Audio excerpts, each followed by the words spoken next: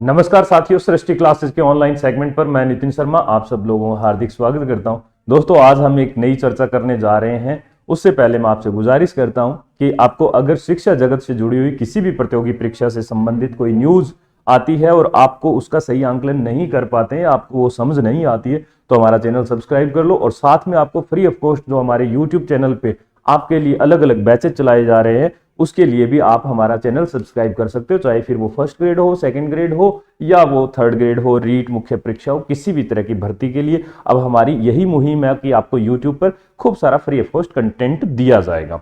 दोस्तों, हम शुरू करते हैं कि हमारे अधीनस्थ बोर्ड के जो अभी प्रधान है, मैं हमेशा प्रधान जी कहता हूं उनको, तो वो प्रधान जी जो हैं वो आलोक राज जी हैं। और जब से आलोक राज जी आए उन्होंने खूब सारे अलग अलग तरह से बोर्ड में जितनी भी खामियां नजर आ रही थी उनमें सुधार करने की जो है वो कामयाब शुरू कर दी।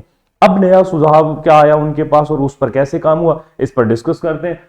अधीनस्थ बोर्ड का नया फैसला, सिलेबस में होने वाला है बड़ा फैसला, किसको होगा फायदा, इन्हीं दो सवालों के जवाब आपको थोड़ी देर में मिल जाएंगे। सिलेबस में क्या बड़ा चेंज होने वाला है और दूसरा कि किसको होगा फायदा, इस पे हम चर्चा करते हैं। और आज की इस खबर को देखते हैं। दोस्तों, खबर आपके सामने है, इसमें लिखा गया है साफ सुथरे शब्दों में कि नई भर्तियों में सिलेबस होगा बदलाव, पहले से चल रही भर्तियों में कोई बदलाव नहीं होगा। अब कुछ लोगों के दिमाग में ये आ रहा होगा कि क्या नए वाली ज्योग्राफी आ जाएगी? नहीं, जब तक अधीनस्थ बोर्ड यानी कि आरबीएससी कह लो, Rajasthan board of secondary education, या आरपीएससी की तरफ से किसी तरह का कोई ऐलान ना आए, तब तक पुराने वाली ज्योग्राफी ही पढ़ो तो बेहतर है। नई ज्योग्राफी में मत्था मत मारो, ना किसी तरह की टेंशन लेने की जरूरत है, वही आने वाली है। तो सर क्या चेंज होने वाला है, तो हम देखते हैं, आओ मेरे साथ हम पढ़ते हैं। देखो क्या है, बोर्ड ने गठित किया सिलेबस रिव्यू कमेटी, एक कमेटी बना दी है जो रिव्यू करेगी सिलेबस का, और भर्ती परीक्षाओं में सिलेबस में बड़े बदलाव की तैयारी हो चुकी है। देखो बड़े बदलाव, वर्तमान में सिलेबस परीक्षा के लिए बोर्ड ने कमेटी का गठन किया है।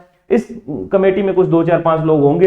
यह कमेटी सिलेबस से जुड़े सभी बिंदुओं पर विचार कर रही है। रिपोर्ट आने के बाद परीक्षाओं के सिलेबस में बदलाव की प्रक्रिया प्रारंभ होगी और रिपोर्ट पर एक्सपर्ट की राय ली जाएगी। ऐसा नहीं है रिपोर्ट आ गई और आलोक जी कह देंगे चलो भैया कर दो चेंज, नहीं, उस पर एक्सपर्ट की भी राय होनी बाकी है अभी।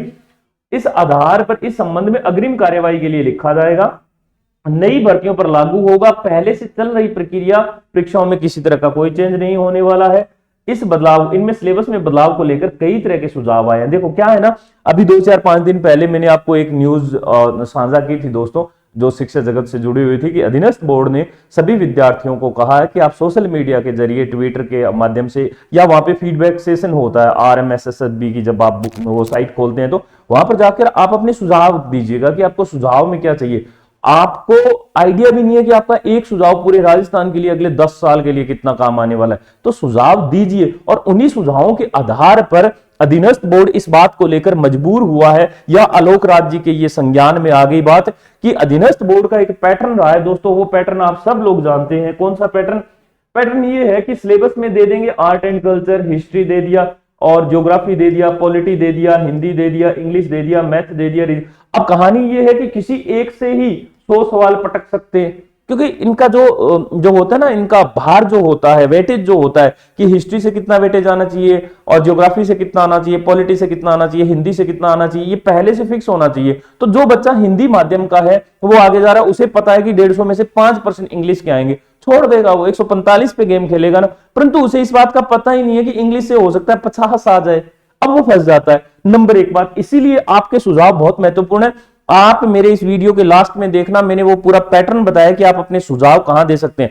नहीं दे सकते तो आप नीचे कमेंट बॉक्स में कमेंट कर दो, अपना नाम और अपने शहर का नाम लिख देना। वो फीडबैक अधीनस्थ बोर्ड को, आलोक जी को हम पहुंचा देंगे, सृष्टि परिवार पहुंचा देगा, ठीक है, आप टेंशन मत लो।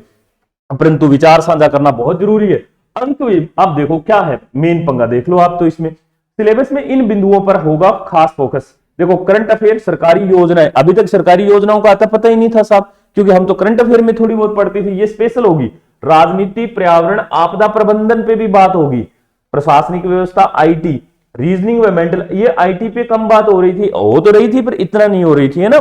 उसके बाद देखो, आपदा प्रबंधन पर कोई जिक्र नहीं फरमाया जा रहा था, रटे पड़े हैं, कोई काम का है ही नहीं साहब। लूनी नदी वहां से जा रही है, बिल्कुल जा रही है, इसकी ये नदियां, अरे जब वो नदी टूट जाए और वो आपदा प्रबंधन के लिए आप लोग क्या जुगाड़ करते हैं, उसका भी तो पूछ लियो। बात तो सही है, ठीक बात है। अभी देखो, इतिहास, कला, संस्कृति, हिंदी, अंग्रेजी पर फोकस रहेगा। बिंदुवार अंक विभाजन तय होगा, बहुत बड़ी बात है। बहुत बड़ी बात है दोस्तों, हर एक का वेटेज सेट कर दिया जाएगा। बोर्ड का दावा है कि कई बार सिलेबस को लेकर अभ्यर्थियों के बीच असमंजस की स्थिति रहती है, बिंदुवार अंक विभाजन भी तय नहीं होता। इससे कई बार तो किसी बिंदु से जुड़े हुए सवाल एकदम बेशुमार आ जाते हैं, कई बार वो टॉपिक से ही छूट जाता है, उसमें से सवाल ही नहीं आते। अब बोर्ड प्रत्येक सिलेबस में बिंदुवार अंक विभाजन भी तय करेगा ताकि विद्यार्थी को पता रहे किस बिंदु का वेटेज अधिक है और किसका कम है। तीसरा देखो दोस्तों, इनमें आलोक जी ने खुद कह दिया है कि हमने जो है इसमें लगभग 1 महीना लगाएंगे और 1 महीने के अंदर अंदर सिलेबस सेट कर देंगे। साथ में दोस्तों एक और होगा, ये बहुत बड़ी इंपॉर्टेंट न्यूज है जो आप बिल्कुल सुनना, इसको बिल्कुल मत स्किप करना। इन बदलावों को मिल चुकी है मंजूरी मिल चुकी है। बोर्ड के नए अध्यक्ष ने नई सरकार बनते ही बोर्ड में भी कई तरह के बदलावों की घोषणा की है। बोर्ड नई भर्तियों की आवेदन प्रक्रिया के दौरान आधार वेरिफिकेशन को भी लागू करेगा। बिल्कुल, इसके साथ ही परीक्षा केंद्र पर एंट्री से पहले बायोमेट्रिक व फेस रिकॉग्निशन सत्यापन की तैयारी है।